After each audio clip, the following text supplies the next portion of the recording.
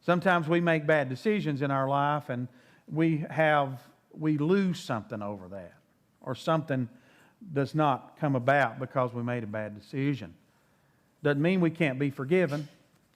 Doesn't mean we can't go on.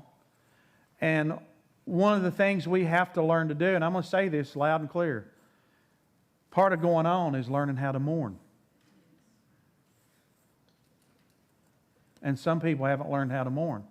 Some people haven't cried in 10 years.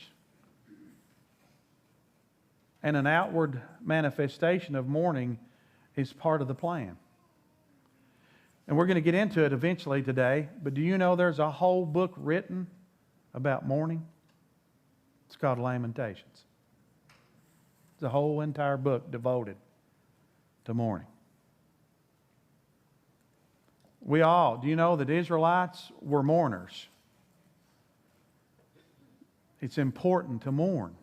It's important because that's letting that grief go over on Jesus and out of you gives you a resolution. Because sometimes the resolution is not, oh, now it's better. That actually did happen. But sometimes it's not going to happen.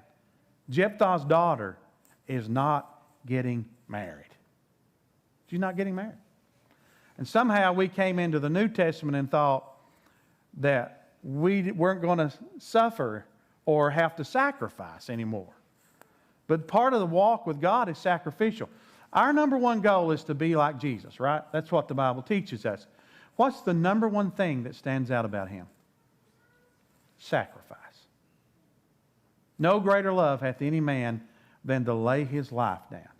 Think about all the times Jesus had to be offended. Think about all the times He could have just said, I'm not doing this. Look, they don't even give a hoot. All right? He probably wouldn't use the word hoot. Think about what stands out about Jesus is His sacrifice, right? That's what we all go back to. We think about, wow, what He did for us on that cross. People, that cross is an emblem to us of sacrifice, of the greatest sacrifice. He left more than Jephthah's daughter. He walked away from everything in heaven and sacrificed. And in sacrifice, there's mourning, there's grief. I'm going to show you a place today where Jesus was mourning. He wept a lot, or He wept some in the Scripture, but I'm going to show you a place where He was weeping and mourning